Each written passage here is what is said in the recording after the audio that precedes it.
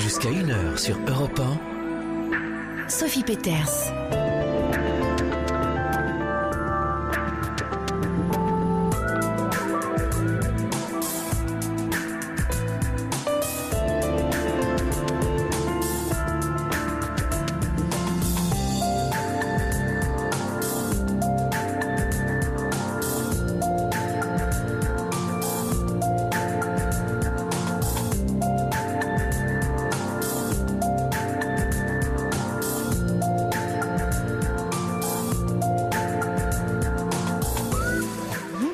Émission, cette libre antenne qui vous donne la parole, vous offre votre parole à entendre pendant 2 heures de direct. Ici, nous prenons le parti de la bienveillance, mais pas celle qui fait s'oublier, ce qui reviendrait à jouer de la malveillance envers soi. La bienveillance envers l'autre n'est réelle que si elle s'accompagne de bienveillance envers soi. La réciprocité est ici essentielle, car sans elle, nous démissionnons de nous-mêmes, nous incitons l'autre à nous envahir, à tout nous prendre puisqu'on lui donne tout, et à nous mettre à la place de l'autre en la laissant la nôtre vide. Fausse bonne intention de celles qui pavent l'enfer de nos relations. Se mettre à la place de l'autre, c'est se considérer comme plus légitime que l'autre à occuper sa place, c'est cesser de l'écouter, prétendre savoir mieux que lui ce qu'il doit sentir, penser, vouloir ou faire. C'est se laisser prendre par la situation de l'autre et au final, lui prendre son territoire. L'empathie, fer de lance de la bienveillance, consiste à écouter l'autre en s'entendant soi-même et depuis sa propre place, offrir ce que nous avons à donner en termes d'émotions, de ressentis, d'impressions, ce qui permettra à l'autre de mieux se connaître, de trouver ses propres solutions, de se sentir reconnu et surtout de se reconnaître. C'est ce que vous vivez d'ailleurs dans l'expérience thérapeutique et c'est aussi cette expérience-là que nous vous invitons à faire ici. Quentin et Corentin sont là au rendez-vous à mes côtés pour recevoir vos appels au 39 21 et c'est Fabrice Fougerose qui réalise cette émission. Vos SMS sont les bienvenus pour agir en direct au 7 39 21 précédé du mot nuit en majuscule ou vos messages par mail sur europe1.fr rubrique Libre Antenne 39 21. J'attends vos appels. Jusqu'à 1h sur Europe 1. Sophie Peters. Bonsoir Pascal. Bonsoir Sophie. Bienvenue. Merci de votre bienveillance. Je suis très très stressée. Oui, j'entends. Oui. Je vais essayer de me détendre un petit peu pour... Qu'est-ce qui vous met sous pression, hein? Le stress, c'est comme une pression. Oui. Qu'est-ce qui vous met sous pression comme ça? La relation à l'autre, notamment la relation amoureuse, qui est pour moi quelque chose de très compliqué depuis très longtemps, puisque j'ai 55 ans, que c'est toujours pas réglé. Pour être concrète, il se trouve que par quoi commencer, j'ai rencontré une personne, donc je suis homosexuelle. J'ai rencontré une femme il y a une semaine. Il y a une espèce de coup de foudre réciproque. Ça s'est un petit peu emballé en une semaine. On s'est rencontrés lors d'une soirée dansante et puis on s'est revus une première fois où le feeling est passé très fort. On s'est revus une deuxième fois. C'était tout aussi fort. Mais il se trouve que cette personne n'est pas libre. Elle a une relation avec une autre femme depuis 6 ans. Moi je me retrouve un peu prise au piège parce que j'ai la sensation que je suis en train de tomber amoureuse de cette personne. Sa relation à elle est pas simple visiblement puisque elle se pose beaucoup de questions et le fait de m'avoir rencontrée en fait accentue ça forcément a mis en évidence en fait des manques qu'elle ressent dans cette relation. Bien sûr, sinon elle n'aurait pas flashé sur vous, hein. Il n'y aurait pas eu cette rencontre.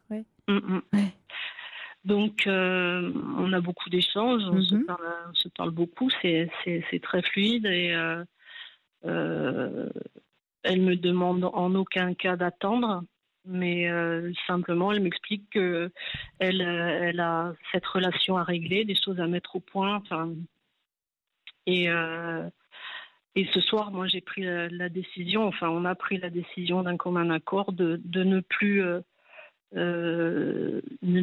correspondre, de ne plus se voir le temps qu'elle règle. Oui. Voilà. Alors, non, parce que ça fait seulement qu'une semaine. Moi, c'est surtout ça que je retiens, c'est que vous avez fait un trajet très rapide et anticipé beaucoup de choses en seulement une semaine. Ouais. Donc, il y a eu sans doute beaucoup d'échanges, mais vous m'employez des mots et vous me décrivez une situation dont on pourrait imaginer qu'elle dure depuis des mois. Or non, c'est une semaine. Et c'est toujours important de se relier au réel, à la réalité. D'abord parce que c'est un ancrage. Et puis, le réel, c'est un véritable guide parce que ça nous dit un peu plus justement ce qui est juste. Hein. C'est-à-dire que là, quand vous dites, elle me demande de pas l'attendre, attendre vous vous rencontrez il y a une semaine, il y a un flash, il y a un coup de foudre. Ça veut rien dire de dire attendre.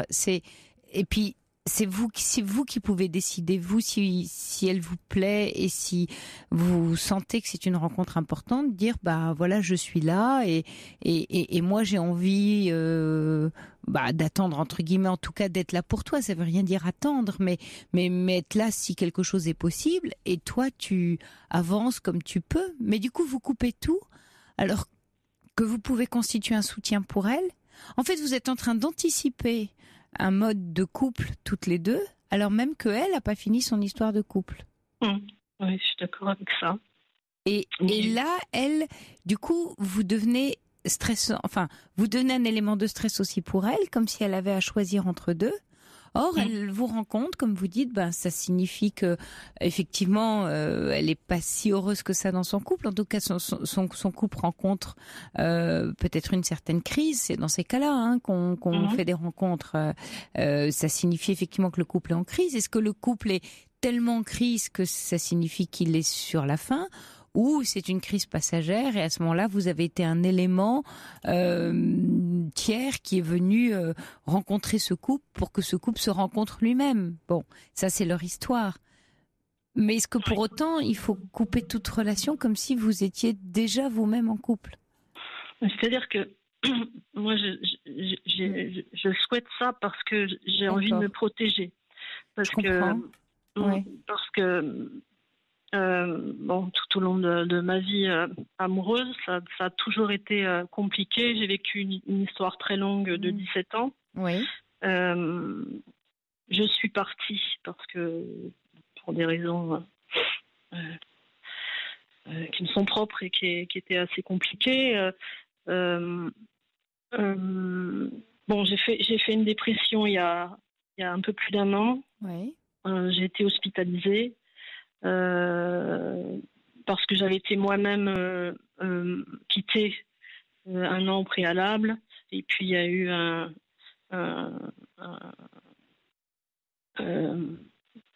plein de choses qui ont fait que ça a déclenché en fait j'ai perdu pied complètement. Oui. Et c'est vrai que cette dépression m'a appris des choses sur moi. Oui, c'est ce que je vais vous demander, oui, bien sûr. Tout à fait, j'ai l'impression de ne plus être la même personne depuis. J'ai l'impression que je suis en recherche d'une relation, effectivement, avec quelqu'un, mais plus apaisée, beaucoup moins dans l'émotion.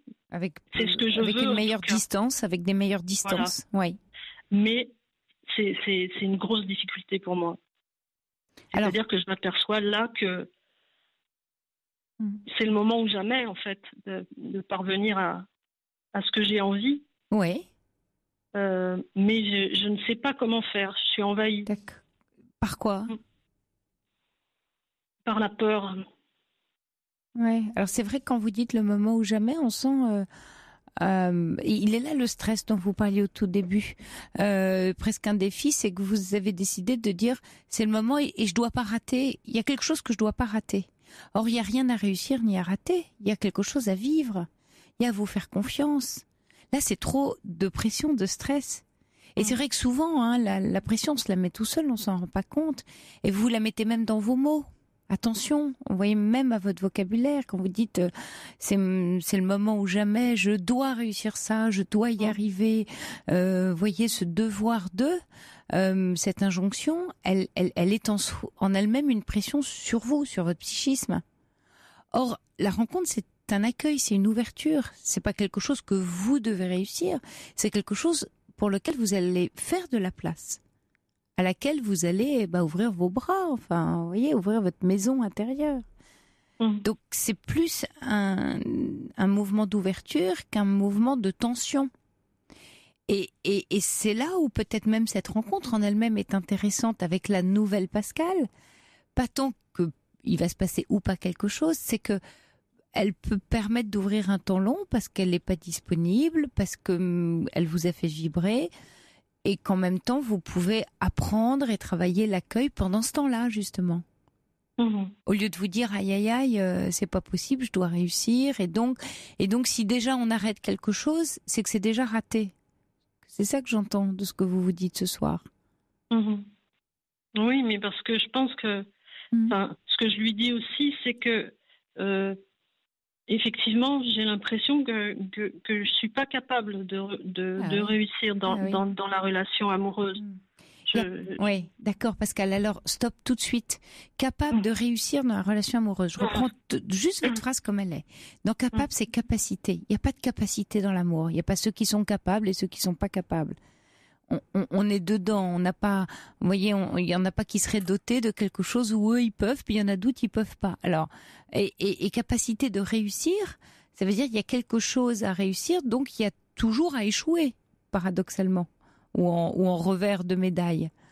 Or, là, vous êtes déjà dans la phrase que vous formulez, dans une pression extrême qui ne peut pas être de l'amour parce qu'il ne peut pas être quelque chose qui se tisse à deux. C'est-à-dire, c'est vous toute seule, vous parlez de votre capacité à réussir comme si tout dépendait de vous. J'ai la compétence ou la capacité. Ça, c'est vrai dans les objets, dans le matériel, dans le professionnel. Voilà, on travaille notre compétence, nos capacités à réussir quelque chose.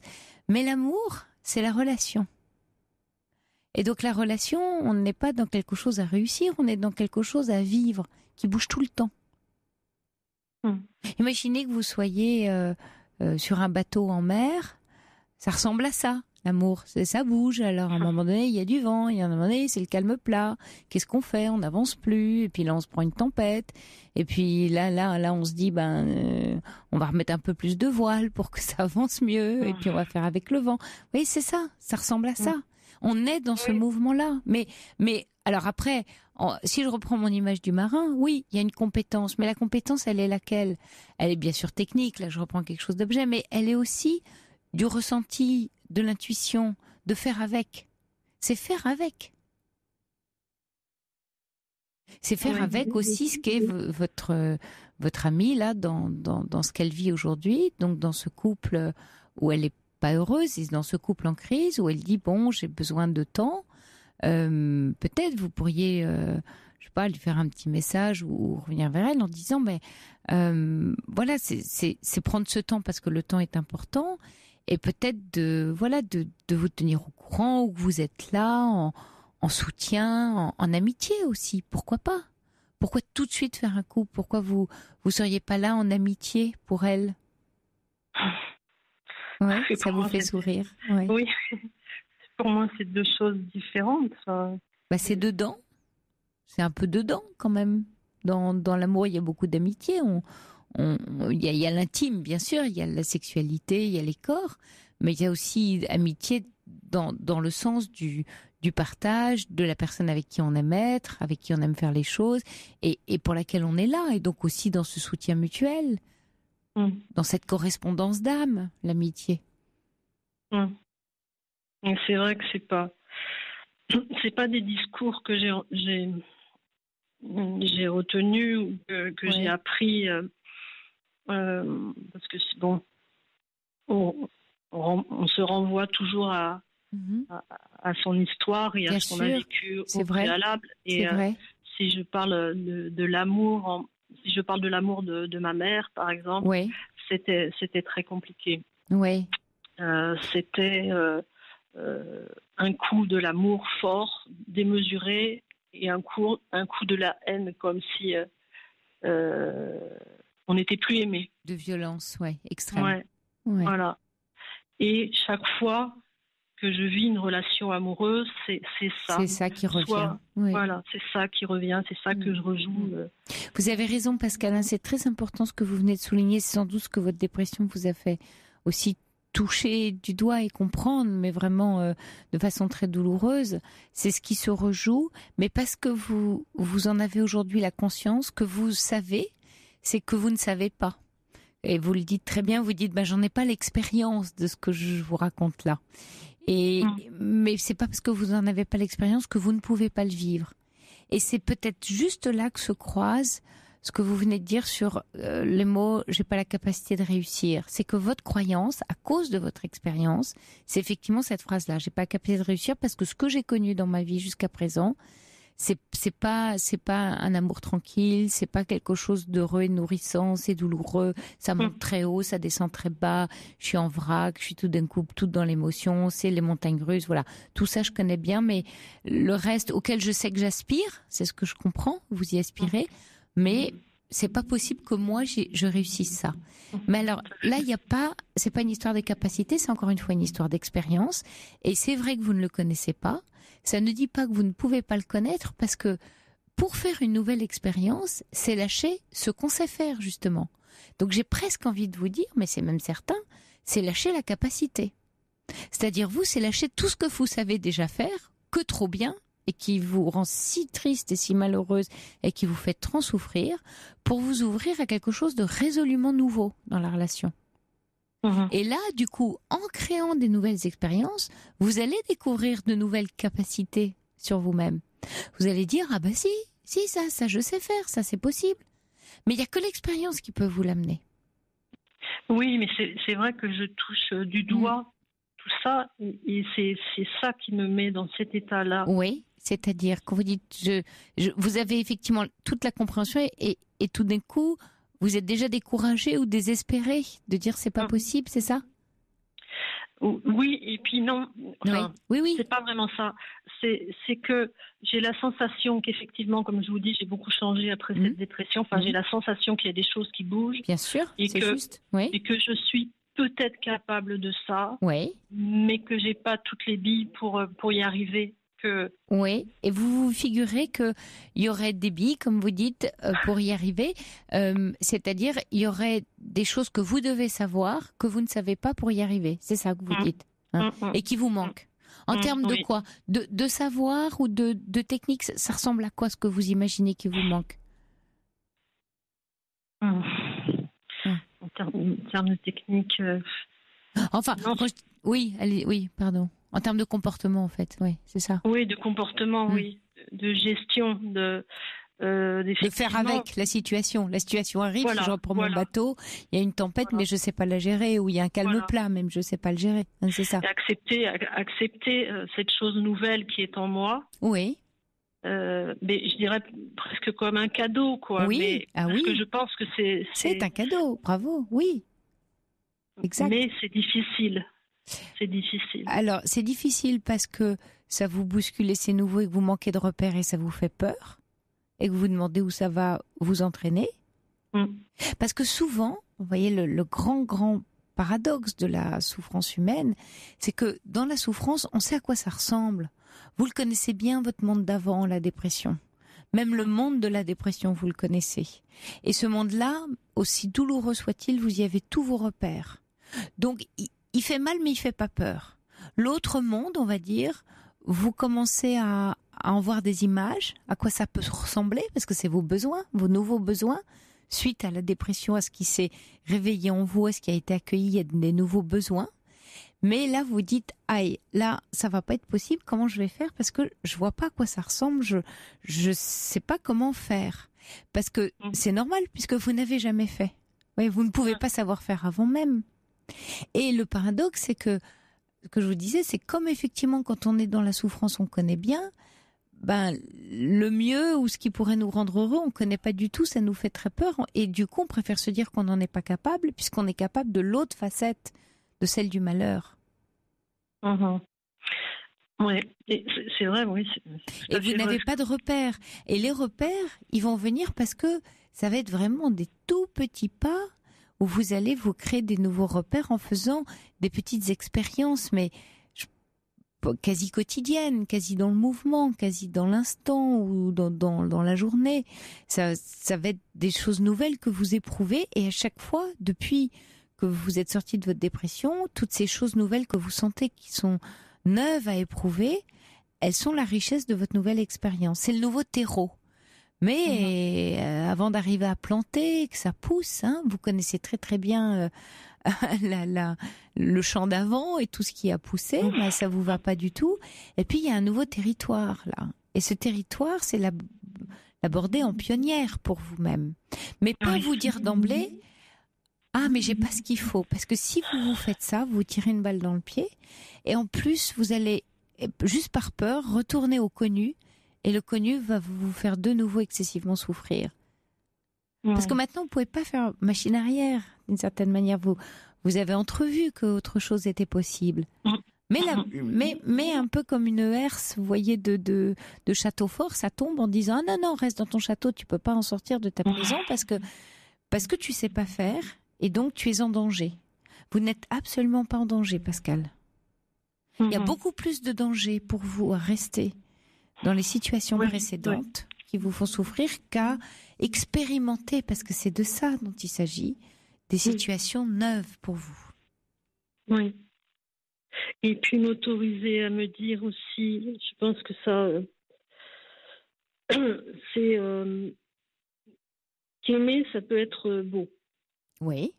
C'est-à-dire que moi, j'ai souvent entendu, quand j'étais jeune, ma mère témoigner du fait que l'amour, ça ne servait à rien. Oh, c'est terrible. Notamment avec les hommes, puisque c'était une mère quand même assez, j'emploie un grand mot, mais castratrice. Oui. Mon père n'était pas très présent auprès de nous, enfin je veux dire dans la communication. Elle a beaucoup décrié l'amour, l'amitié, les relations sexuelles. Voilà. Donc je me suis construite là-dedans. Oui, dans une image, la petite fille, elle a eu une image terrible de l'amour. Mais la femme que vous êtes peut justement, et avec la dépression, c'est souvent le trajet, couper définitivement ce cordon-là à votre maman et créer votre propre trace, c'est-à-dire votre propre conviction. Parce que quand vous me dites aimer, ça peut être beau, ça c'est la conviction de Pascal. C'est pas la conviction de sa mère. Donc il faut donner une chance à la conviction de Pascal plutôt que de donner raison à votre maman. Parce que là, vous avez jusqu'à présent plutôt donné raison à votre mère, parce que oui, on sort de l'enfance, d'une histoire de famille, comme vous dites, on fait pas l'économie ou l'impasse sur notre histoire, et donc on va se mettre dans l'action en fonction effectivement des messages reçus. Et puis il va falloir détricoter tout ça, quelquefois en allant jusqu'à la dépression, jusqu'à des passages dramatiques et terribles, des tragédies personnelles, pour tout d'un coup se dire, mais il y a au fond de moi un être qui me dit autre chose. Et ça, c'est votre être. Ça, c'est seulement Pascal. Et donc Pascal, elle, et retenez cette phrase que vous venez de me dire, c'est énorme pour vous, ce que je comprends dans votre histoire. Quand vous me dites, aimer, ça peut être beau, mais vous l'écrivez en lettres d'or chez vous. C'est votre petit mantra, Pascal. Vous allez vous la répéter matin, midi et soir, cette phrase-là. Vraiment, j'insiste là-dessus. Parce que c'est votre aiguillon, c'est ce à quoi vous croyez. Vous voyez, c'est votre conviction profonde, c'est ce qui brûle en vous. Oui, c'est sûr, c'est quelque chose que j'ai toujours cru, quelque part en moi. Oui, bien sûr, c'est toujours été là, envers et contre tout. Et puis, vous l'avez cherché de la façon que vous connaissiez avant, c'est-à-dire ce qu'on vous avait montré, ce que vous aviez vu, ce que vous aviez cru. Là, il y a peut-être un nouveau chemin qui s'ouvre, sûrement même. Oui. Oui, c'est sûrement un beau chemin. Et donc, si on en revient là à l'histoire actuelle, vous en pensez quoi vous voyez, avec l'éclairage là, avec ce qu'on vient de se dire toutes les deux, notre échange, qu'est-ce que vous pensez de la situation où vous êtes là, avec cette femme? Qu'est-ce qui serait bon de faire, par exemple? Voilà, puisqu'on parle de comment faire. D'après vous, là, Oui, c'est... ce qui vous vient. Hein. Oui. Ben, effectivement, d'être plus sereine, d'être plus tranquille par rapport à cette rencontre. Mmh. De pas m'emballer, de me poser, de réfléchir sûrement effectivement ce qui est bon pour moi. Oui. Et que pour moi. Oui. Aussi. Et que pour moi aussi. Et pas pour elle, parce qu'elle fera son travail à elle. C'était le sens de mon introduction. Elle va être là, votre bienveillance. Toute la bienveillance que vous allez vous octroyer par rapport à l'amour sera de la bienveillance envers elle. Mmh. Et pas faire à sa place à elle. Pas lui régler son histoire. Être bien dans la vôtre. Non, mais c'est vrai que ça, je suis... Ça, vous je crois savez. que je suis claire. Oui, Oui, je suis claire dans ma tête par rapport à ça. Oui. Oui. Oui. C'est mon chemin à moi. C'est moi que ça concerne. Oui. Et donc attention et soyez vigilante, comme je sens que vous allez l'être, au stress que vous vous mettez toute seule, à la pression, en la faisant baisser. D'accord. Je vous laisse avec le message de Pépita Pascal qui dit laissez émerger vos idées, vos pensées, pensez à ce que va être votre bonheur. Ouais. Pensez à quoi il ressemble. Dotez-le, vous voyez, nourrissez cette nouvelle terre. Dotez toutes vos images. Commencez déjà par recréer votre nouvel imaginaire. Pas un imaginaire de j'ai pas les capacités, je vais pas savoir faire. Non, un autre imaginaire du possible. Démarrez comme ça. Pour créer le chemin, avant de l'emprunter. Vous devez vous le créer, d'accord? J'aime beaucoup l'image du terreau. Ouais. Ça me parle. Ça vous parle, bon. Donc voilà, c'est un nouveau terrain. Et là, vous allez lui mettre de la bonne terre, de l'engrais, pour que ça va pousser au printemps. Là, on est l'hiver, il faut en prendre soin. D'accord. Bonne chance à vous, bon courage Pascal. Hein. Merci beaucoup Sophie. Et beau chemin à vous. Au revoir. Merci. Au revoir. Merci, au revoir. Bonsoir Marc. Bonsoir. Bienvenue. Merci. Alors Marc, on s'était eu il y a quoi, il y a 1 an, c'est ça? 2 ans. Noël, 2 ans. Juste avant Noël. Et c'est à peu près, je crois qu'on est vraiment dans le bon créneau. Donc bon créneau, même époque, d'accord, il y a 2 ans. Exactement. Ouais. Il y a 2 ans. Et il y a 2 ans, je vous avais appelé pour faire un petit témoignage sur le burn-out. Oui. Et du coup, je vous expliquais que j'étais patron d'entreprise. J'avais des employés, j'avais construit une maison, j'avais construit une pseudo-famille. Oui. J'avais eu plein de problèmes, un bébé qui était né avec un bras en moins, oui. ma femme qui m'a quitté, j'ai perdu ma maison, je me suis retrouvé à la rue, je travaillais la nuit sur les chantiers, c'est comme ça que j'ai découvert votre émission. Oui. Et lorsque je vous ai appelé, justement, j'étais sur un chantier, chez un ami, parce que c'était les amis qui m'aidaient à avoir des chantiers à droite à gauche pour pouvoir m'en sortir. Donc voilà.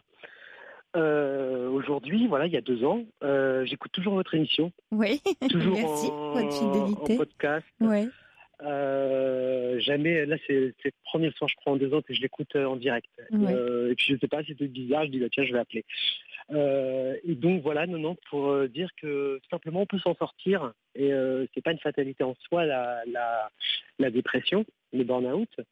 Et que aujourd'hui, moi je voulais dire, j'ai retrouvé une compagne. À l'époque, vous avez dit que c'était quelqu'un qui m'avait récupéré. Et en fait, non, en fait, elle m'a pas récupéré. Il y a vraiment quelque chose entre nous. Aujourd'hui, j'ai de nouveau un logement.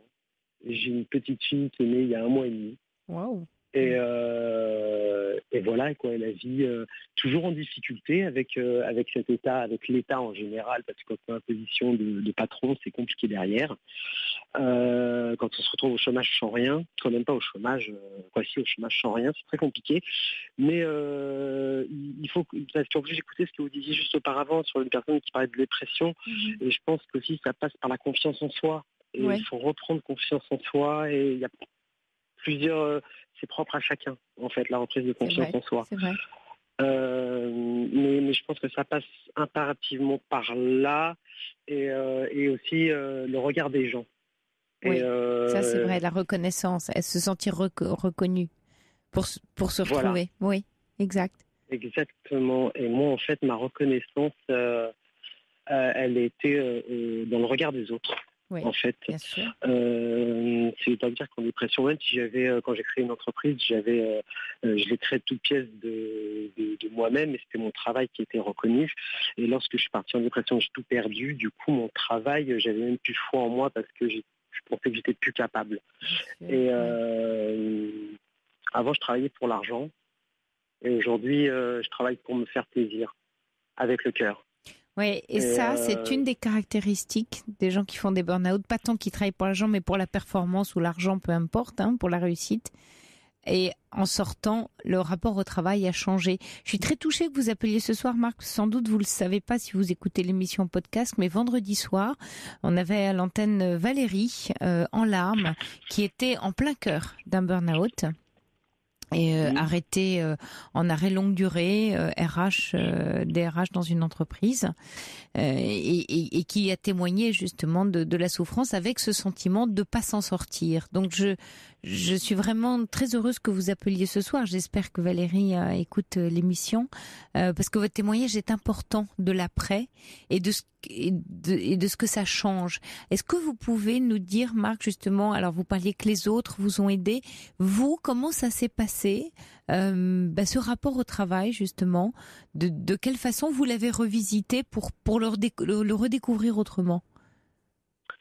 Alors, moi je suis plombier de formation. Oui.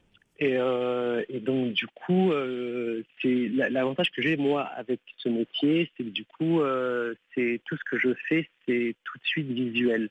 Le rapport au travail bien fait et la confiance en soi, elle est tout de suite visuelle. Oui. Et donc du coup, mes clients, je me suis appliqué encore plus que d'habitude. Et j'ai voulu retrouver, j'ai arrêté de faire ce qu'on me demandait dans le comment ça s'appelle, excusez-moi, je perds mes mots, dans la chose vite fait, bien fait. D'accord, c'est-à-dire que si c'est pas les critères, Voilà, moi, mes clients, maintenant, j'ai de la chance parce que j'ai retrouvé toute une dynamique, et ça par le biais de mon travail aussi. J'ai retrouvé des clients. Aujourd'hui, par exemple, mes clients me disent oui, je veux ça, je veux ça, je veux ça. Et moi, je leur dis non, moi, je vous ferai pas ça, pas ça, pas ça. Parce que je travaille avec le cœur, et que si ce que je fais, ça ne me plaît pas, je ne cours pas après l'argent. Et que si ça ne me plaît pas, j'ai pas envie de travailler avec vous. Et en gros, j'ai la chance de pouvoir choisir ce que je veux faire du coup dans mon travail. Et ça, c'est quelque chose qui est très important parce que si c'est, comme vous le disiez, l'argent, si on court après l'argent, en fait, au final, on se consume de l'intérieur et en fait, ça apporte pas un bonheur, l'argent. C'est pas vrai, on en a besoin tous pour vivre. C'est un moyen, c'est un moyen. C'est ça. Exactement, et c'est ce que je me dis tous les jours. Il faut que là, j'ai une petite fille qui vient d'arriver. Là, par exemple, je vous donne ça parce que cet après-midi, on a trouvé une nourrice partagée. Oui. Et du coup, c'est un coût, une nourrice partagée. Donc même une nourrice, tout simplement, c'est un coût. Et donc du coup, je sais qu'il faut que je ramène de l'argent. On a un loyer à payer, je sais qu'il faut que je ramène de l'argent. Mais il faut que ça me plaise. C'est au-delà de l'argent, il faut que ça me plaise. Sinon, je vais travailler pour quelqu'un qui, en fait, je pense, j'ai pas envie de dire que tous les patrons ne respectent pas les employés, puisque j'ai été patron, j'ai respecté mes employés. Mais j'ai besoin d'avoir un travail. Si j'allais retrouver un patron là aujourd'hui qui me donnait confiance en moi, qui me disait ce que tu fais c'est bien, je crois que j'aurais continué. Et j'ai retravaillé dans une entreprise et j'ai pas retrouvé ça. Et donc, du coup, même si j'avais la sécurité du salaire derrière, et ben, je me sentais pas bien.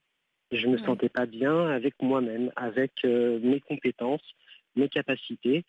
Et moi, j'adore pousser, aller chercher plus loin que ce que je suis capable, que la base, en fait, de ce qu'on me demande. Bah ça c'est l'ancien. Vous voyez, ça c'est l'ancien profil du burn-out, d'aller plus loin. Oui, mais vous savez vous mettre des limites aujourd'hui, comme vous dites. C'est-à-dire que la limite que vous vous mettez, c'est le plaisir et la qualité au travail, de dire je ne ferai pas tout justement en dépassant les limites. Donc vous avez appris vos limites en fait. Exactement, mais vous m'aviez dit quelque chose qui a beaucoup parlé en moi. Oui. C'est que vous m'aviez dit que le burn-out, c'était la maladie du battant. Oui, exact. Et sur le coup, je l'avais pas. Très performant, oui. Ça a tourné dans ma tête, et puis je voyais pas de quoi exactement on parlait, parce que moi, pour moi, j'étais encore dans l'échec, quand j'étais encore dans cette position d'échec sur ma situation, et du coup, c'est pour ça que je dis la relation avec les gens, et des gens aujourd'hui, ils me disent mais Marc, t'as de l'or dans les mains. Et toi, tu auras toujours du travail. Ouais. Et ce que tu fais, aujourd'hui, je ne fais pas de publicité, je travaille qu'au bouche à oreille. Et ça permet, du coup, je me suis rendu compte que, effectivement, le maladie du battant, c'est qu'en fait, j'arrive pas, tant mieux, j'ai envie de dire, j'arrive pas à me contenter de ce que j'ai, quoi. Dans ma personnalité, j'arrive pas à me contenter de ce que j'ai, et j'adore apprendre, et donc je vais toujours plus loin, et en fait, les gens aujourd'hui, comme je ne suis plus dans la démarche d'avoir une entreprise avec des employés, de la rentabilité absolue, de faire vivre cette entreprise, et voilà, les gens me le rendent bien. Bien sûr. Parce que voilà, les gens du coup me conseillent à quelqu'un d'autre, et les gens, quand ils me reçoivent, les nouvelles personnes, et ce que je vous disais tout à l'heure, je leur dis mais moi je viens vous voir avant de commencer quoi que ce soit, n'importe quel devis. Simplement, c'est moi, en gros, je leur fais comprendre que c'est moi qui vais choisir si je vais travailler pour eux. Mais vous voyez, effectivement, quand je vous disais la maladie du battant, et battant, bien sûr, vous l'êtes toujours, sauf heureusement plus malade, et surtout en sachant mettre les limites qui conviennent. Maladie du battant, c'est que le battant, c'est-à-dire le performant, celui qui veut toujours plus, toujours réussir, à lier sa valeur personnelle à sa valeur travail. Et comme c'est intimement lié, c'est bien trop imbriqué. D'où ce sentiment d'échec que vous avez eu, et où là vous me confiez de dire j'ai compris après ce que j'ai voulu, ce que je vous ai dit, et vous l'aviez compris après, c'est qu'en fait effectivement dans cette ultra performance, on peut pas comprendre l'échec de ne plus y arriver, puisqu'on s'est toujours vécu comme quelqu'un qui y arrivait toujours, sauf que vous avez transgressé vos propres limites humaines, tout simplement humaines, et qu'aujourd'hui vous savez les reconnaître, de dire non, là j'y vais pas, non, là c'est pas pour moi, pas dans ces conditions-là. Vous voyez, c'est pas le travail n'envahit pas toute la sphère, il est à sa juste place, qui est une place essentielle, la place de la réalisation de soi. Et là vous êtes en train de vous réaliser, parce que bien sûr on est heureux aussi en travaillant. Ça nous pourvoit du plaisir et du bonheur, dans le sens où on se réalise. C'est ça la fonction du travail. Ça rejoint aussi quelque chose d'autre dont vous m'aviez parlé, et vous m'aviez posé une question, je vous avais répondu du tac au tac, et je suis toujours surpris de cette réponse que je vous ai donnée. Et en fait, elle rassemble, en fait, c'est tellement multifactoriel, mais elle rassemble en fait un peu ce dont vous êtes en train de parler, ou ce dont on est en train de parler ensemble. C'est que vous m'avez dit, Marc, et votre dépression, vous en faites quoi? Et moi, je vous ai dit, ma dépression, j'apprends à l'apprivoiser. Et en gros, je pense que on est tous un peu dépressifs quelque part. Oui. Ça dépend des moments. Exactement. Oui. Et la violence de cette dépression, la capacité de chacun à recevoir cette dépression et à transformer cette dépression. Et en fait, moi, j'ai encore des moments dépressifs. Je le sais. Par contre, j'ai compris, parce que ça rejoint un peu ce que vous disiez tout à l'heure à l'autre personne en début d'émission, c'est que du coup, j'apprends à prendre soin de moi. Ce aussi dans le travail, dans la relation avec les gens. Et du coup, ça me permet en fait, je suis toujours dans l'apprivoisement de cette dépression. Et j'arrive à m'en détacher. Mais je sais qu'elle peut retomber à n'importe quel moment. Vous voulez dire qu'à n'importe quel moment, vous pourriez avoir un énorme coup de blues? C'est ça que vous voulez dire? Exactement. Ouais. Exactement. C'est qu'à un moment donné, je suis quand même en questionnement sur ma vie. Je pense que tout le monde l'est. Oui, ça c'est plutôt ça, oui. Comme j'ai eu des échecs qui m'ont fait vraiment violence, aujourd'hui, quand je regarde ma petite fille, même ma compagne, d'un seul coup, je me rends bien compte que de tous les moments que j'ai ratés et que je ne veux plus rater, ne serait-ce qu'elle a 1 mois et demi, par exemple, et elle me regarde et je sens bien qu'il y a des choses qui passent, il y a des mimiques de visage, même si c'est automatique pour un enfant et que c'est plein de choses qui se mettent en place, c'est quand même quelque chose de très positif et ça aide au quotidien. Oui, ça crée un ancrage, ce regard de l'enfant. Exact. Ça vous ramène à l'essentiel, à ce qui compte vraiment dans la vie, c'est-à-dire les liens et l'amour et l'affection qu'on se porte entre nous. Voilà. Merci beaucoup. Sophie, j'entends cette petite musique là, et je sais comment ça se passe. Donc juste pour les gens qui sont en dépression et que nous en parlons de ma petite fille et que je vous parlais des gens, en fait, c'est du regard des gens. Même si ces gens ne croient plus en rien, croyez en les autres et au regard des gens, et ça c'est payant et on a besoin des autres. Voilà. Oui, merci. Non, ne pas rester en quoi. Merci Marc pour votre témoignage. Je suis très touchée que vous nous ayez appelé. Et bonne chance à vous dans vos projets. Merci.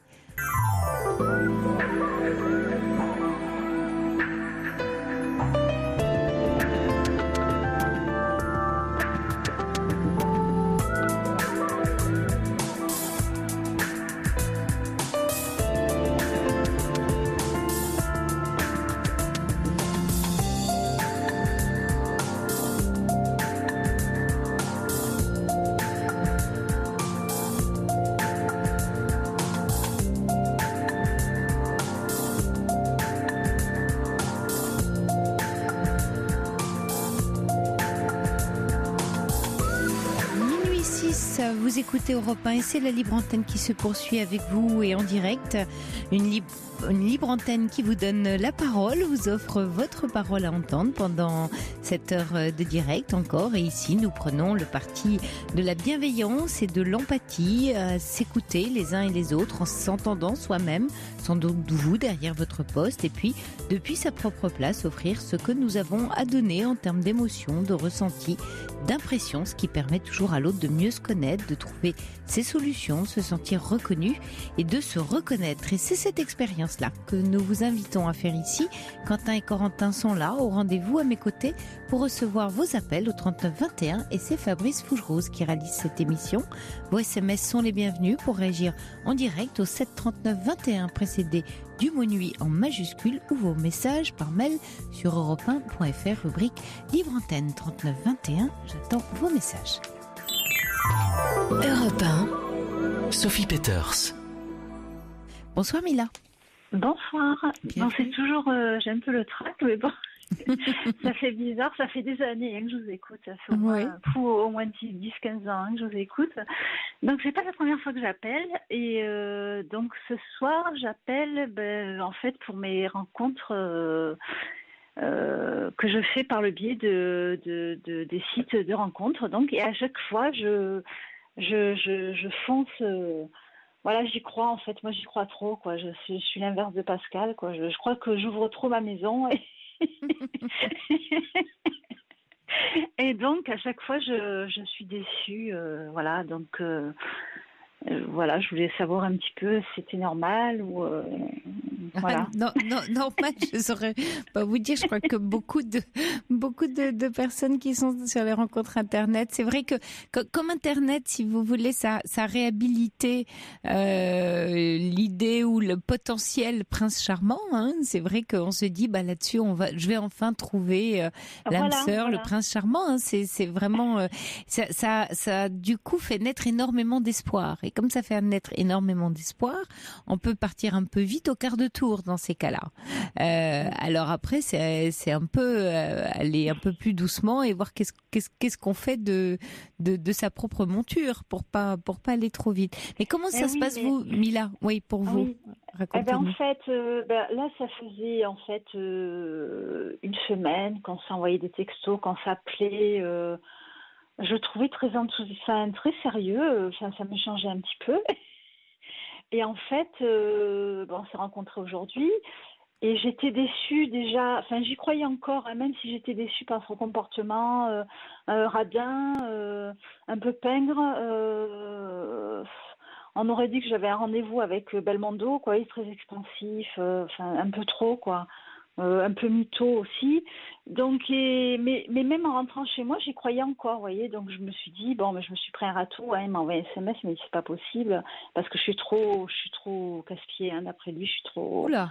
Trop exigeante, ouais. Comment ça, je trouve que je veux. En fait, comme je sais ce que je veux, dans mon comportement, il trouve que je suis trop, il me l'a dit, hein, trop capricieuse. Je sais pas, je demande une bouteille d'eau, je sais pas comment vous dire. Moi, je veux un truc, je veux pas autre chose, quoi. Vous voyez, donc. Oui, mais Mille, attention, parce que là, vous renversez les choses, vous faites un amalgame qui convient pas, parce que en fait, il vous a pas plu. Alors vous dites que vous avez pris un râteau, mais vous, il vous a pas plu du tout. Non. Personne n'a pris de râteau là. Encore. Ouais, mais oui. Malgré tout, même si je trouve, j'étais déçue par son comportement. On devait aller au resto, il m'a mangé, on était manger une pizza dans un truc, vous voyez. Donc c'est pas très. Moi, j'ai offert à boire. En plus, j'ai été très sympa. J'ai dit, je vais faire la femme un peu. Je vais pas me faire entretenir. Je vais offrir des cafés. J'ai offert à boire après, vous voyez. Mais je l'ai trouvé très pingre quand même. Je sais pas. J'étais déçue et j'y croyais encore. Voilà, c'est fou. Hein. Oui, mais vous avez mis au même niveau deux choses qui sont extrêmement différentes, et c'est ça qui crée un peu l'amalgame. C'est votre estime de vous-même, et puis ce que pense vraiment la femme par rapport à cet homme. C'est que d'un côté, la femme, elle se dit cet homme me plaît pas du tout, voilà. Mais l'estime de vous-même est blessée parce que il se trouve que lui aussi vous a renvoyé ça. C'est-à-dire que lui aussi vous a renvoyé que finalement ça colle pas, vous lui plaisez pas pour les raisons qui sont les siennes et pas les vôtres. Parce que qui vous disent que vous êtes trop exigeante ou trop casse-pied ou trop ceci, ça lui appartient. Ah non, moi oui, voilà. Moi, c'est pas vous ça. Oui. Voilà. Non, c'est à lui. Voilà, lui il a décidé qu'il avait envie de vous voir comme ça. Voilà, c'est comme ça. Mais c'est le fait qu'il vous voit comme ça qui vous blesse, c'est que du coup... Il ne l'a pas dit, hein. Il m'a envoyé un texto, il m'a fait ressentir, il me l'a dit aujourd'hui, quoi. Il m'a dit, on dirait une gamine, quoi. Je suis voilà. Ah, carrément, donc, ces mots-là, on dirait une gamine. Oui. Oui, donc il vous connaît pas, mais par contre il peut vous juger comme ça très vite et vous plaquer plein de trucs. Donc, et ce qui m'interroge quand je vous écoute, Mila, c'est que au lieu d'être déçu, c'est une forme de colère que vous devriez avoir, de colère, de vous dire et puis quoi encore, quoi. Qu'est-ce que ça veut dire de me dire que je suis une gamine? C'est pour ça que je parle d'estime de vous, de la valeur que vous vous donnez. Oui, j'en ai pas beaucoup. Parce que j'en ai pas beaucoup, mais c'est vrai que j'ai toujours tendance à me. Parce que vous êtes déçu. Vous êtes déçu, mais vous êtes presque plus déçu par vous-même. Déçu de ne pas. Vous en voulez d'avoir passé cette soirée ou cet après-midi, j'en sais rien, au déjeuner avec cet homme-là qui ne vous plaît pas, et du coup vous êtes un peu furax contre vous. Or, vous vous retournez l'arme contre vous. Je m'en rends même pas compte. Je m'en rends même pas compte. C'est fou. Hein. Et c'est là. Mais ça m'étonne pas parce que on n'a jamais. Enfin, c'est dû à mon passé. Quand j'étais enfant, on a toujours abaissé. On m'a jamais dit. C'est. Et oui. Alors vous allez au rendez-vous pour rechercher des critiques. Attention. Attention aux répétitions. Parce que vous revenez finalement toute triste et toute déçue de ce rendez-vous, alors que c'est une victoire de vous dire, celui-là, c'est non. Celui-là, ça va pas être possible. Et vous pouvez être fier de vous, parce que vous savez que c'est non. Le dernier, j'étais plus, je l'ai même pas répondu, quoi. Ça a été une succession de, j'ai vu qu'il était pas libre. Je m'en suis rendu compte au bout de d'un petit peu de temps et j'ai dit bon allez hop, celui-là va dégager quoi. Mais là j'étais déçue, ouais, c'est vrai. Mais déçue par vous, déçue de vous être trompée. Déçue de ne pas avoir vu avant le rendez-vous que en fait il avait des travers qui ne vous convenaient pas. Oui, mais je le sentais, ouais. Vous le sentiez. Oui. Ouais. Je sentais que c'était trop, ça allait trop vite, mais dans le mauvais sens. Je sais pas comment expliquer ça. Ouais. Mais vous n'avez pas écouté ça. Non, c'était un peu tronqué, quoi, le truc, ouais. Et donc, c'est à chaque expérience que vous faites, et c'est un peu ça, les rencontres par Internet, c'est que, en fait, à chaque fois que vous vivez, donc, on vit plein de petites expériences, mais à chaque fois que vous en vivez une, elle doit vous apprendre quelque chose pour ne pas le répéter à la suivante. C'est-à-dire que l'intuition que vous avez eue aurait dû vous dire « Ah non, mais j'y vais, c'est même pas la peine que je déjeune avec lui ». Le problème, c'est que vous avez tellement envie de rencontrer quelqu'un, vous dites, si j'y vais quand même, parce qu'on sait jamais. On sait jamais si je me trompais. Mais vous trompez pas. Alors, il vaut mieux que ce soit un peu plus lent, un peu plus long, un peu plus difficile que de vous épuiser, parce que là, vous avez fait quand même, je trouve, une expérience qui n'est pas heureuse pour votre estime de vous-même. Parce que s'entendre dire des choses de cette façon-là par quelqu'un qui vous a vu 2 fois dans sa vie. Oui, il m'a quand même, dans l'après-midi, il m'a lancé quelques piques. Du genre? Oui. Oh, moi, j'aime bien plaisanter, je sais pas, on devait se garer, il a pris un ticket pour se faire rembourser, et moi, en rigolant, je dis, moi, je m'en fous, je suis en scooter, quoi. Il a dit, mais il s'en fout, le gars, que tu es en scooter. Il en a rien à faire. Vous voyez, donc, allez hop, prends ça dans les dents. Ouais. Enfin, voilà, c'était des remarques assez cinglantes. Oui, désobligeantes, quoi. Désobligeantes, ouais, tout à fait. Ouais. Et ça... Alors que moi, je plaisantais, quoi. Voilà, mais c'est bien vous connaître que de vous dire à vous-même, mais j'ai pas besoin de ça. Même avoir assez de culot pour dire, tu sais quoi, finalement, j'ai pas envie d'aller déjeuner. Vous sentez que ça part mal, arrêtez le truc. C'était après, d'accord. C'est vrai. Non, mais même en allant déjeuner, voyant l'endroit où il m'a amené, j'aurais dû dire, écoute, moi je vais rentrer. Voilà. Ouais. Si c'est toi qui choisis, finalement. Oui, j'ai pas envie que les choses se passent comme ça. C'est pas ce que je souhaite. Vous voyez, j'allais dire être agressive en disant si c'est toi qui choisis, parce que là c'est œil pour œil, dent pour dent, mais justement être dans votre estime de vous-même, c'est-à-dire vous poser mais ça, je sais pas faire, à l'intérieur de vous en disant écoute, moi, toi ça te plaît, mais moi c'est pas ce dont j'ai envie, écoute, il y a pas de souci, moi tu sais quoi, je vais rentrer. Voilà. C'est le jeu, c'est vraiment le jeu, partir de vous. Parce qu'au fond de vous, vous savez très bien que ça vous va pas. Donc il manque juste le petit, j'allais dire, le passage à l'acte, la mise en action de la voix intérieure qui dit « Ah non, mais moi, c'est pas du tout ça dont j'ai envie ». Écoutez-la pour qu'elle puisse parler, cette voix-là. De vous-même et pas de l'autre. Pas dire « Si tu fais ça, alors ça va pas », parce que vous accusez l'autre dans son comportement. Et donc, il va être agressif, forcément. Il se sent accusé. D'accord. C'est vraiment presque un principe, une posture intérieure, d'être plus tranquille avec qui vous êtes vraiment. Donc, dans l'estime de vous. Mais ce qui me pose problème aussi, c'est pas... Oui, j'aurais dû couper... pendant une semaine, j'étais à fond. Enfin, au début, je me suis hyper méfiée. D'ailleurs, c'est mal parti. C'était mal parti au début. C'était mal parti, ouais.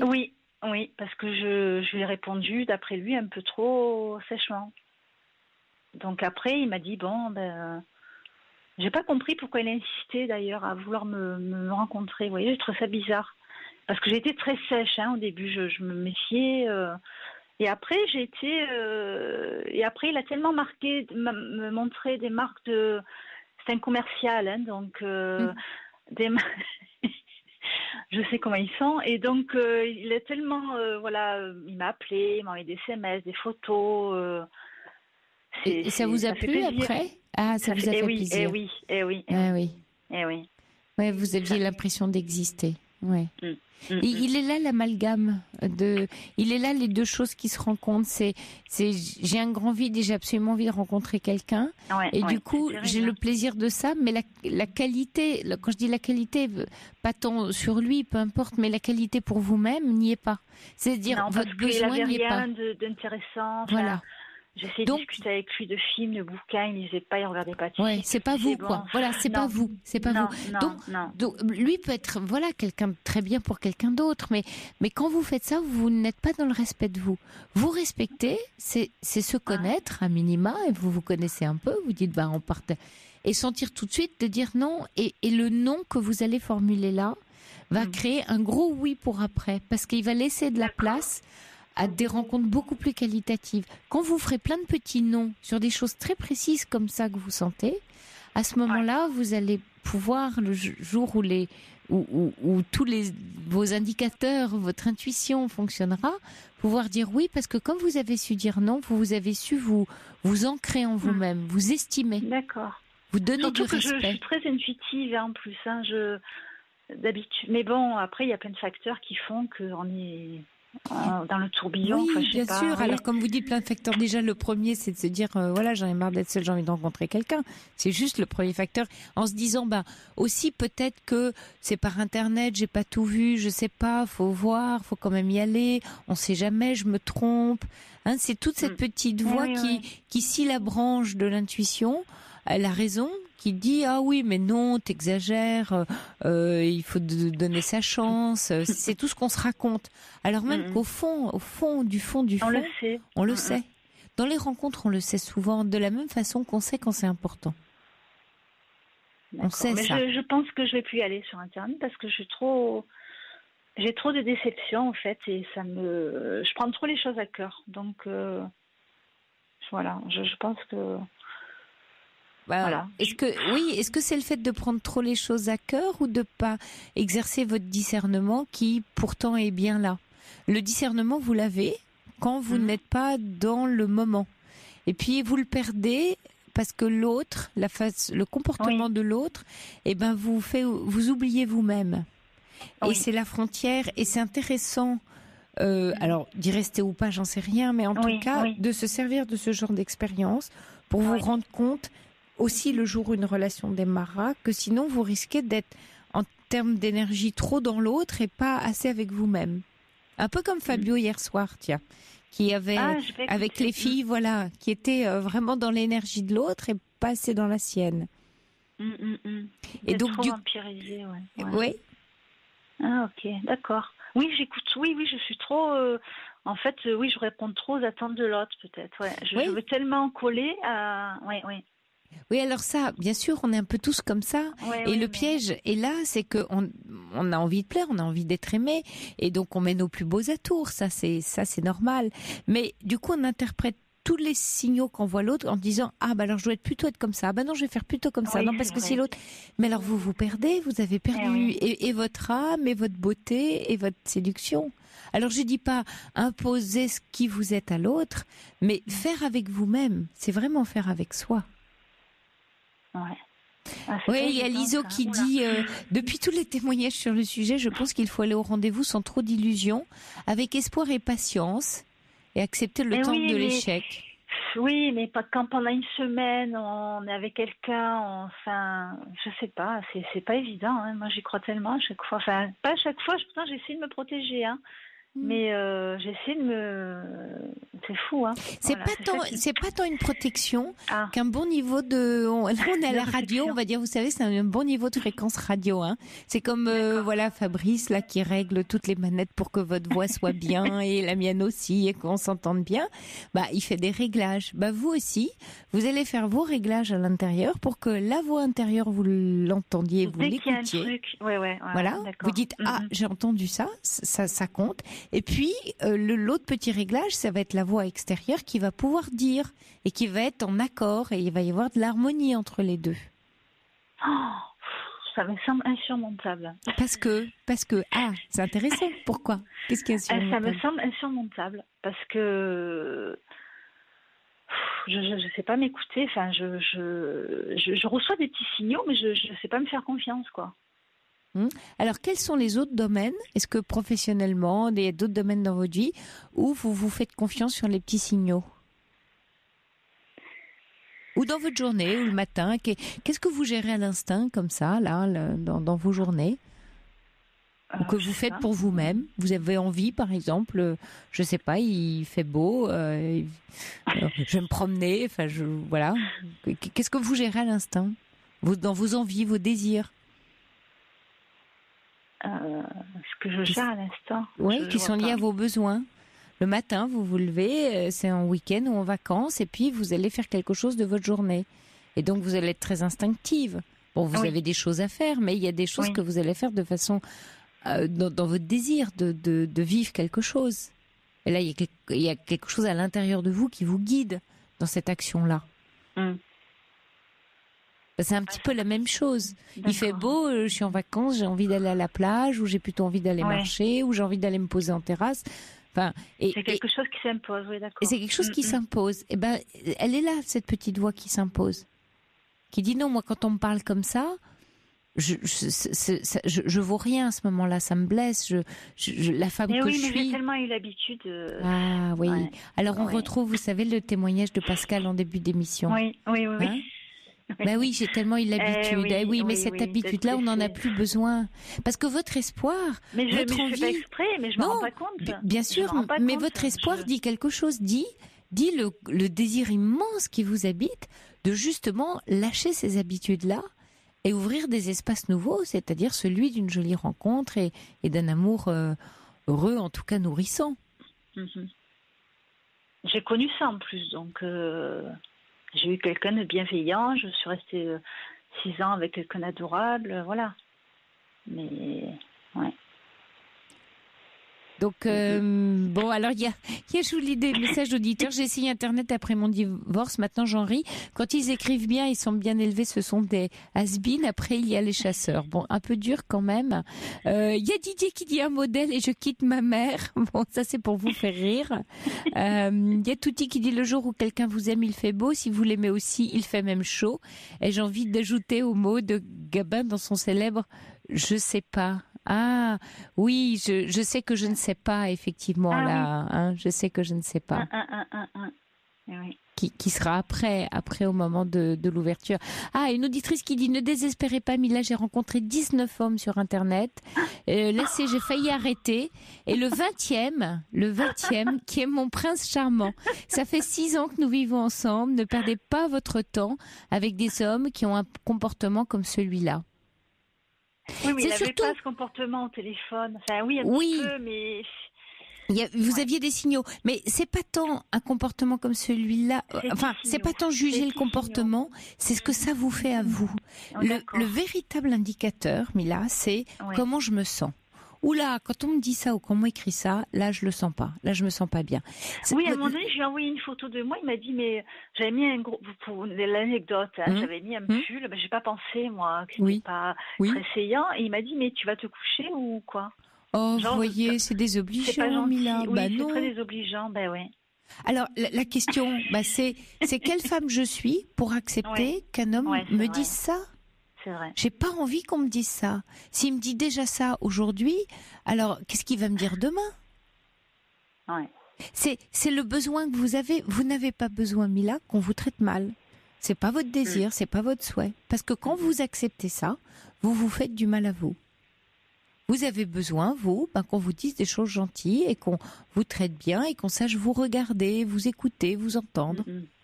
Donc c'est là-dessus que vous allez, j'allais dire, mettre du crédit. Il faudrait que je restaure mon image alors, parce que bon, enfin...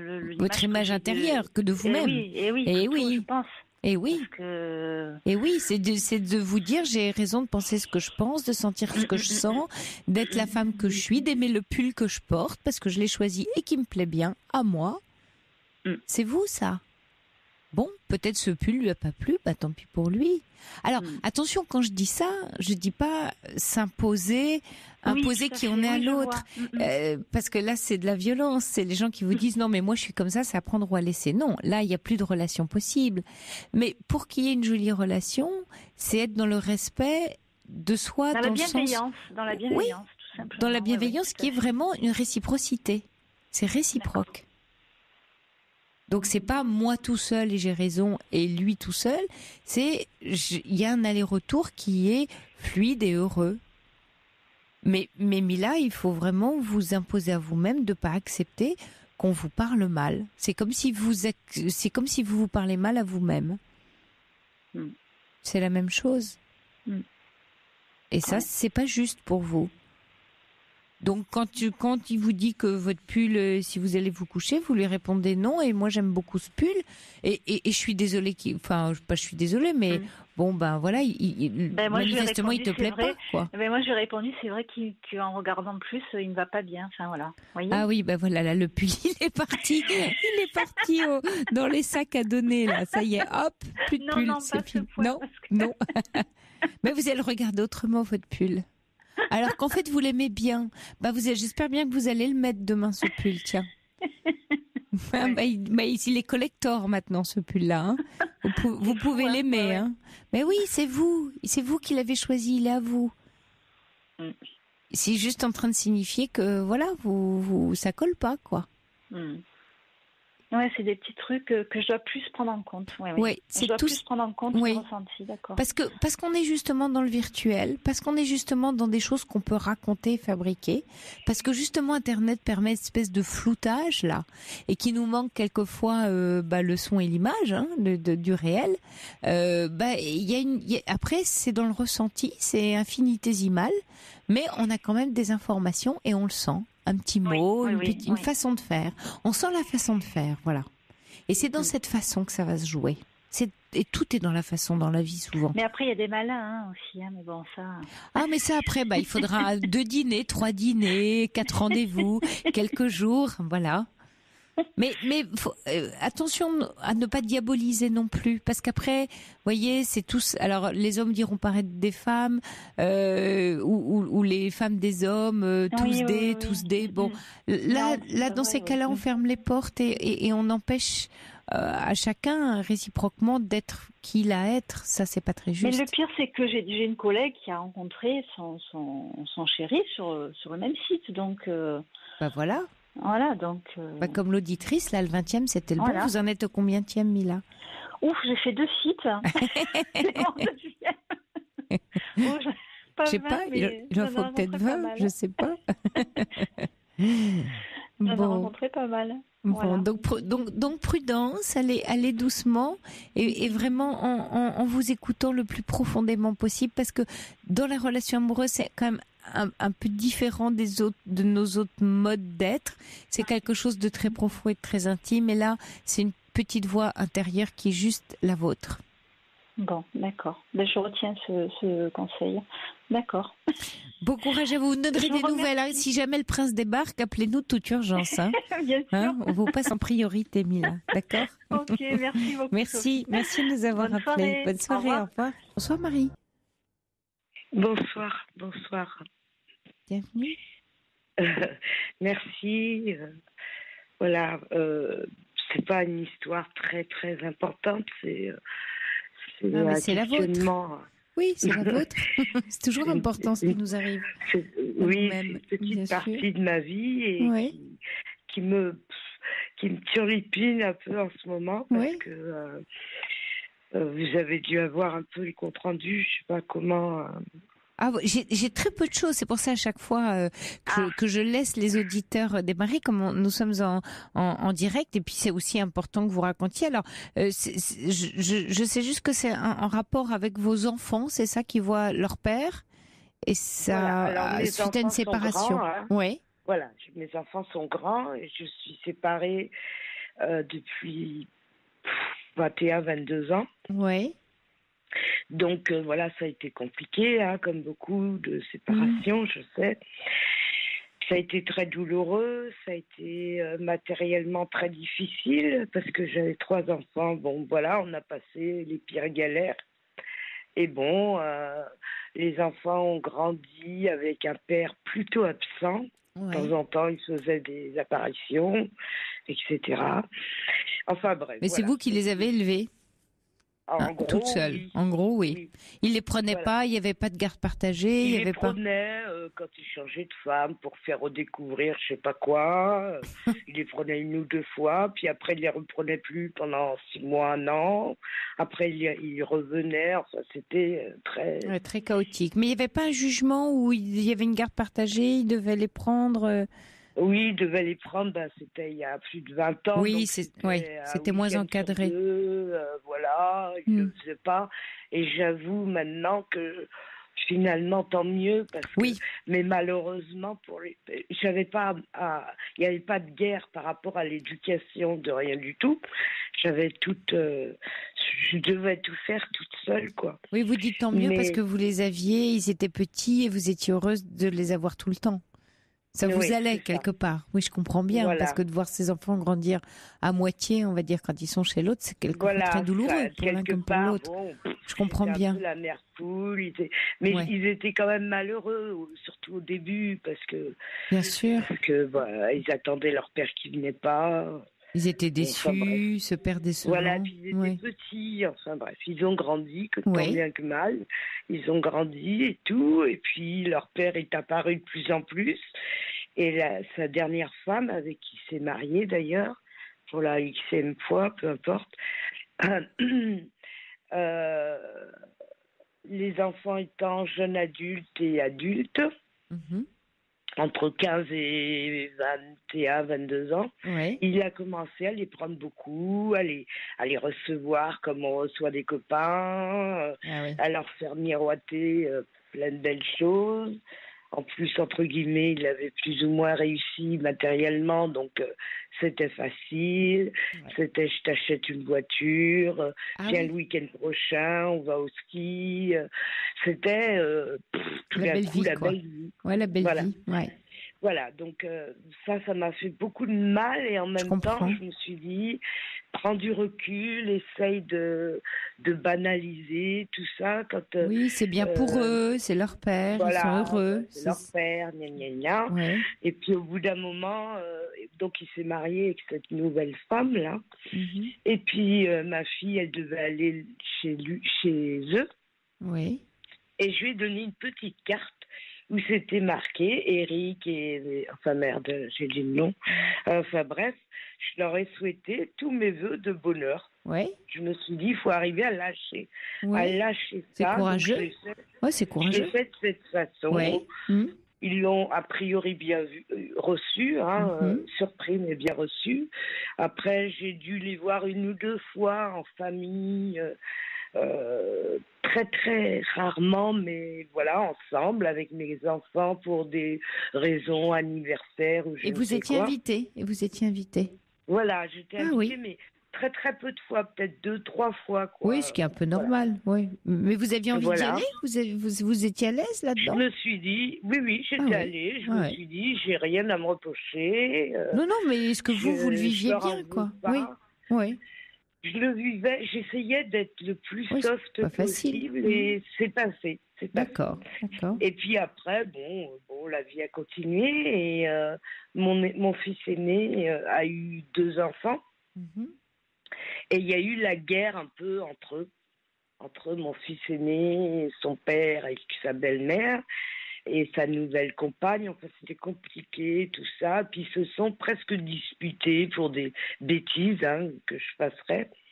Et j'expliquais à mon fils, je lui disais, mais ton père, il peut pas changer.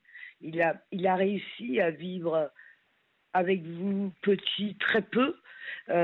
Comment? C'est pas parce que maintenant il est papy entre guillemets qu'il va ou alors il change complètement et il va renverser la vapeur, mais il peut pas tout d'un coup avoir un manque de ses petits enfants. Il n'a jamais eu de manque. Enfin, j'essayais d'argumenter, de machin. Il était en colère, mon fils et sa belle et sa femme. Et enfin, ça a été compliqué et tout. Et puis ils se sont pas vus pendant 3 ans presque. Votre fils et son père? Le fils aîné et son père. Ex-mari. Et votre ex-mari. À cause de la garde des petits-enfants? Parce qu'il réclame... Non, parce qu'il ne les réclamait pas, parce qu'il n'en avait pas envie. D'accord, et ça a blessé votre fils aîné. Je comprends, ça y est. Voilà. D'accord. Alors voilà, c'était un peu ça. Les 2 autres y allaient régulièrement. Le fils aîné était jaloux, donc j'essayais d'apaiser les tensions. Mais alors maintenant, le contraire s'est reproduit dans l'autre sens, parce que mon ex-mari est comme ça, a priori il va être comme ça toute sa vie. Et maintenant, il les invite tous les week-ends, tout le temps, et je suis un peu mère poule, moi. J'aime bien les voir au moins une fois par semaine. Voilà. Et moi, ce qui m'embête le plus, c'est que mon fils aîné, maintenant, soit il me le cache, soit il n'ose pas me le dire. Il a peur de vous faire Alors, de la une peine. fois, je l'ai eu tout seul, parce que je ne parle pas avec sa femme de ça trop. Et puis sa femme, elle en rajoute en disant oui, c'est des gens bizarres, moi je veux plus les voir. Enfin bref, c'était compliqué. Et là, depuis 3-4 mois, ils se voient tout le temps. Et mon fils aîné me le dit pas. Il me dit ah ben non, on viendra pas, ben non. Mais tout se sait forcément. Et au bout d'un moment, je le sais par Pierre-Paul Jacques ou par mes autres enfants qu'ils étaient encore ensemble et encore ensemble. Un jour, j'ai dit à Julien, mais pourquoi t'es pas naturel, toi ? Pourquoi tu me dis pas naturellement, j'étais avec les enfants voir papa, ça se passe bien. Sois naturel, passe naturellement, parle-en naturellement. Alors il me dit oui, on dirait que t'es jalouse, maintenant qu'on est revenu bien avec papa.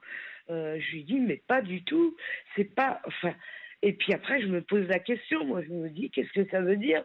Est-ce que c'est de la jalousie ? Pourquoi ? Et voilà. Et maintenant, je les vois beaucoup moins. Et j'ai pas envie de les voir parce que je sais qu'ils y vont tout le temps. Et voilà. Alors, je me demande si je peux pas. Vous avez moins envie de les voir, du coup ? Non, j'ai pas envie. Parce que de les voir, qu'est-ce qui se passe si vous les voyez ? Eh ben, ça m'énerve. J'aimerais qu'ils me parlent naturellement. En fait, vous avez l'impression qu'ils vivent quelque chose de bien derrière votre dos dont vous êtes exclu. Voilà, peut-être. Comme ils vous racontent. Parce qu'avant, j'ai l'impression quand même que quand ils avaient l'épisode 15 à 22, quand le père un peu flambeur les emmenait partout, ils vous racontaient ce qu'ils vivaient avec leur père. Voilà. Ouais, vous aviez l'information, vous étiez au courant. Quand même si c'était douloureux.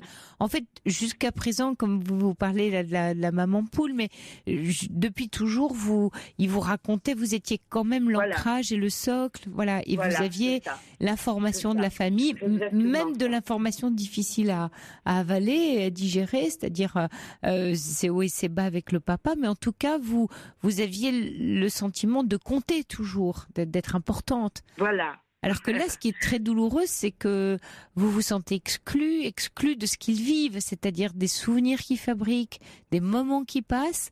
Oui, et puis je me dis comment ils ont oublié, quoi. Et puis j'écoute votre émission tout le temps, depuis 20 ans d'ailleurs. Et je me dis, les enfants, ils ont un moment de rébellion, ils l'ont jamais eu, jamais. Ils ont jamais... Et je me pose des questions pour eux. Je me dis, un jour ou l'autre, ça va sortir dans leur vie. Il y a eu quand même ce manque, ce père absent, présent, flambeur. Oui, mais ils font avec ce père-là. C'est-à-dire que quand le père est présent dans leur vie, ils le prennent totalement, entièrement, d'autant plus qu'ils en ont manqué. Alors que vous, ils savent que vous êtes invariante et invariable, toujours là pour eux.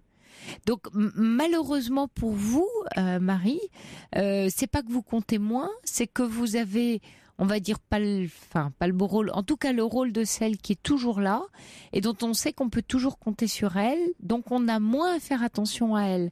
Alors que l'autre, comme il va et vient, qu'on ne sait pas si on va beaucoup le voir et puis plus le voir, alors il profite au moment où j'allais dire l'époque est favorable et qu'il est disponible, alors il profite à fond de ce père qui a manqué.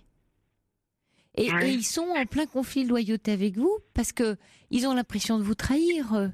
Donc pourquoi il est si gêné, votre fils ? Ils savent bien, les enfants, ils sont écartelés. Mais je leur ai dit quand même, surtout à l'aîné, parce que les autres m'en parlent un peu plus spontanément. Oui. Mais je lui ai dit, excuse-moi, il habiterait dans un S4, un HLM avec... tu irais sûrement moins souvent. Parce qu'il faut avouer ce qui est quand même. Oui, mais là, il n'aime pas. Non. Moi, je comprends qu'il n'aime pas. Parce que vous sous-entendez... Méchant. pas méchant. Vous sous-entendez qu'il a un intérêt de confort et un intérêt matériel à aller chez son père que vous ne pouvez pas lui offrir et que donc il préfère forcément aller chez son père si les conditions matérielles sont plus cool et plus offrantes que chez vous. Ce qui est dégradant parce que ça veut dire qu'il a un intérêt matérialiste et à aller voir son père plutôt qu'un intérêt affectif. Et il se sent blessé, donc il n'a pas envie d'entendre ça. Et vous, ce qui vous fait dire ça, c'est bien entendu, vous êtes furieuse, c'est votre colère. Alors souvent, sous la colère, on dit des choses pas très belles, quoi, parce que on est blessé. Et vous êtes blessé, donc vous dites, moi, j'ai rien de chouette à t'offrir, donc tu préfères aller chez eux où c'est plus beau, plus luxueux. Parce que je suis en colère. Oui, bien sûr. Et ça se comprend, Marie, que vous soyez en colère d'un père qui joue les beaux, qui fait le pan là, qui fait la roue devant les enfants, alors qu'il n'a pas été là à des moments où vous êtes coltinée toute seule, le plus costaud et le plus dur. Donc on comprend bien sûr votre amertume, mais les enfants peuvent pas. Votre amertume, elle est très compréhensible et en même temps, vous pouvez pas encombrer vos enfants de ça au risque d'abîmer la relation que vous avez avec eux. C'est ça qui est dommage. C'est que ça va se retourner contre vous. Non, j'essaye de me retenir, mais je sais pas comment travailler dessus pour pas qu'ils le ressentent, quoi. Et oui, là, parce que ça transpire de partout. Mais voilà. Oui. Est-ce que vous avez moi, j'ai envie de vous dire, peut-être, je sais pas, quelques séances, on parlait avec un thérapeute pour vider un peu ce sac-là qui est un peu lourd, ou une très bonne amie, ou quelqu'un de très proche. Oui, j'en parle à une amie, j'en parle. Oui, elle me dit, moi, je comprends entièrement, mais. C'est ça. Mais elle va dans mon sens, quoi. Oui, alors du coup... Moi, je couperais court. Je lui dis non. Ah non. Et en même temps, je suis mélangée par d'autres... Par exemple, là, je sais que c'est Noël et qu'il n'aura pas ses enfants, des choses comme ça. Et je me dis, peut-être qu'il a un côté bon maintenant. J'ai presque envie, pour l'anniversaire de ma fille, de les inviter. Ah ça, c'est une belle idée. Mais oui, mais eux ne veulent pas les enfants. Ah, parce que ils veulent pas vous voir ensemble. Ils comprennent pas. Oui, ils comprennent pas. Ils me disent pourquoi, ça t'apporterait quoi. Oui. Alors là, on retrouve votre besoin un peu de contrôle et d'avoir de l'information, d'être un peu la mater familias, celle qui tient un peu le groupe, quitte d'ailleurs à vous blesser, à vous faire mal, parce que moi, pour ça tout à l'heure je vous disais, mais comment vous vivez ça? Parce que dites donc, c'est quand même douloureux de faire venir votre ex-mari, c'est encore sa nouvelle femme. Comme si il y a presque un côté, à vous faire du mal, blessant pour vous, presque sadique avec vous-même là-dedans. Vous allez remuer le couteau dans la plaie. Le mieux pour vous, si vous le sentez, Marie, ce serait parce que l'amie, elle risque d'armer votre colère quand elle vous dit de couper les liens. Non, c'est pas pour vous, c'est vraiment pas une bonne idée. D'avoir un thérapeute, c'est-à-dire d'avoir quelqu'un de neutre auprès duquel vous pouvez tout déverser, parce que c'est de ça dont il s'agit pour vous, Marie. C'est toutes ces années où vous avez tout porté toute seule et franchement, c'est pas juste, quoi. Vous avez une colère d'une injustice. Vos enfants, vous avez été toujours là pour eux. Oui, bien sûr, que c'est ce sentiment que vous avez là, il est bien réel et bien juste pour vous. Mais il l'est que pour vous. Il l'est pas pour les enfants. Et les enfants ne peuvent pas l'entendre parce que pour eux, ce qui est juste à l'inverse de vous, ce qui est juste, c'est que maman, on sait qu'on peut compter dessus. Lui, on sait jamais quand il est là, mais quand il est là, on en profite à fond. Et ils ont besoin de récupérer des années et des années qu'ils n'ont pas eu. Et peut-être même, sans doute, qu'avec les petits-enfants, il y a quelque chose qui se joue là. C'est-à-dire de découvrir, en découvrant leur père, dans la façon dont ils se comportent avec leurs enfants en bas âge, c'est une façon pour eux d'imaginer et de vivre un peu le papa qu'ils auraient pu avoir et qu'ils auraient dû avoir eux aussi en bas âge. Donc ils prennent tout ce qu'ils peuvent de cet homme-là, parce qu'il est très important dans leur histoire. Mais Marie, il faut que vous compreniez que ça ne vous enlève rien. Et toute la question est là. C'est pas du moins pour vous. C'est pas moi ou le père. C'est moi et le père. C'est pas l'un ou l'autre. Et quand vous râlez là et que vous êtes insidieux sur vos petites pointes là, que vous envoyez vos petites piques, vous les mettez dans un conflit de loyauté qui leur fait penser et qui vont les amener à vous cacher encore plus de choses en disant bah c'est maman ou lui. Non, c'est le et. D'ailleurs le et c'est ce que vous voulez faire très nettement puisque vous dites bah moi je suis prête à les inviter. Donc c'est bien ça c'est bien, vous êtes bien là-dedans, mais c'est pas cette forme-là que ça doit prendre. La forme que ça doit prendre, c'est et je comprends que vous en profitiez à fond et je comprends que vous y soyez, mais moi aussi j'ai besoin de vous voir et je ne dois pas payer entre guillemets le fait du coup de beaucoup moins vous voir. Donc quel équilibre on peut trouver? C'est l'équilibre qu'il faut retrouver. C'est pas tout l'un ou tout l'autre. C'est pas ou papa ou maman ou l'univers de papa ou l'univers de maman. C'est les deux et donc recréer de l'équilibre, mais pas en tension, pas en en mettant de la tension. Mais pour solder le passé qui est quand même très lourd pour vous, Marie, c'est vrai que si vous le sentez encore une fois, mais d'aller vous confier un peu vous ferait du bien quand même. Oui. Vous voyez, de lâcher tout ce qui vous pèse et tout ce que vous devez ruminer. Ce côté quand même, pour en arriver là, tout ce que j'ai donné après tout ça. Oui. Ouais. Je vous sens plus calme tout d'un coup. Non, je vous Quand écoute. dis tout ça. Je me dis que oui, sûrement, j'ai essayé de le faire il y a, au début, où j'y allais. Oui, c'est ce que vous disiez au début, entre 15 et 22. Mais voilà. Ouais. Mais là, ils sont des adultes, donc vous avez peur de les perdre, et puis ils vous échappent aussi. C'est aussi doublement douloureux. Il y a le père, mais je pense que l'histoire du père représente une étape supplémentaire pour vous, qui est qu'ils sont dans leur vie d'adulte, de construction de foyer, et que vous perdez aussi le côté enfant qui raconte. Ouais. Sans doute, ouais. Il y a Monica qui dit j'ai une amie dans la même situation que vous. Elle a coupé tous les liens avec ses 3 enfants et tout le monde en souffre, sauf le père qui en profite à gogo. Ah oui, tout le monde en souffre. Je ne ferais pas. Ouais. Non, surtout pas. Je pourrais pas. Ouais. Je pourrais heureusement. Ouais, mais bon, pour après, vous et pour eux. On peut, hein. Non, heureusement pour vous et pour eux. De couper des liens dans une famille, ce n'est jamais souhaitable, puisqu'il y a des liens d'amour qui existent. Quand il y a des tensions, c'est comprendre qu'est-ce que génère ces tensions, quelle part on a soi-même dans la tension qui se passe là, et qu'est-ce qu'on peut en faire. Et vous, votre part à vous, c'est ne pas mettre vos enfants dans des conflits de loyauté, et puis essayer de comprendre que eux ont du temps à rattraper et du temps de petite enfance. Et cette petite enfance-là, ils peuvent le rattraper à travers leurs enfants. Oui.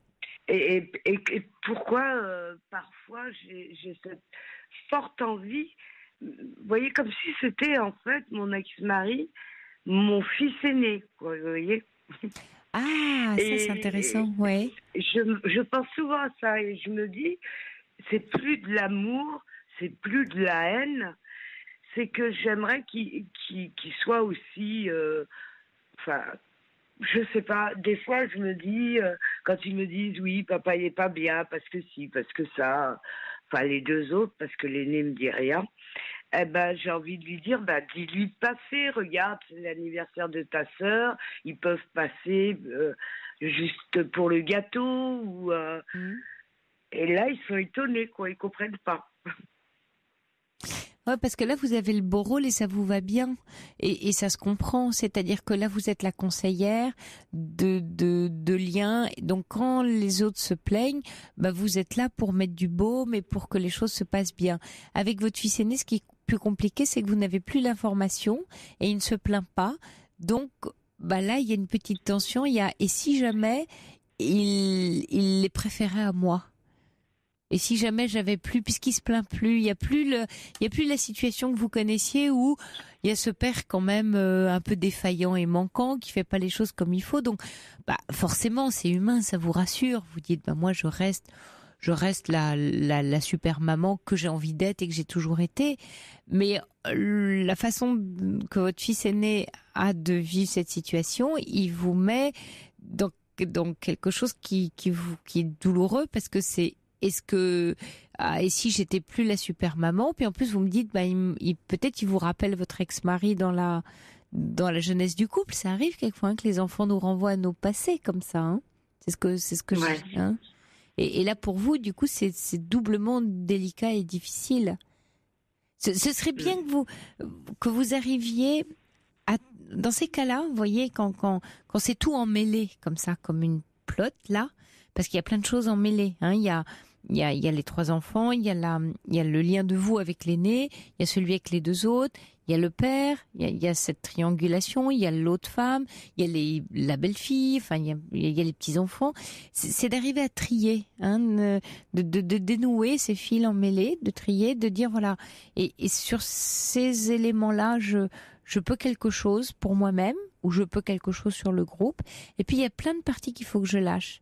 Et je crois que maintenant, mettez un peu de distance sur le discours sur le père. Vous voyez, vous n'avez plus à arbitrer tout ça. Ils sont grands, justement, ce sont des adultes.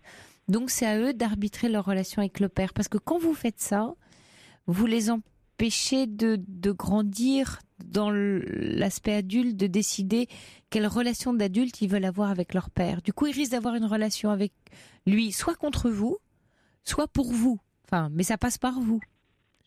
Je ne sais pas si je suis claire, je ne sais pas si vous me comprenez. Oui, j'ai bien compris, ouais. Mais bon, en même temps, si dans 6 mois, ça se renverse encore dans l'autre sens, il faut faire quoi alors? Mais rien, ils sont adultes, c'est-à-dire que là, c'est plus les enfants de 15-22 ans, c'est plus les tout petits, c'est des adultes qui sont à même de décider pour eux-mêmes de quelle relation d'adulte à adulte ils vont souhaiter avoir avec leurs parents. Et donc du tempo, du rythme, de la façon dont ça se passe. Et vous n'avez pas à dire, vous, la façon dont ça doit se passer. Vous avez votre partie, c'est ce que vous souhaitez. C'est-à-dire, moi, j'ai envie de vous voir très régulièrement, souvent, de telle façon, les fêtes de telle façon, etc. C'est vos souhaits et vos désirs.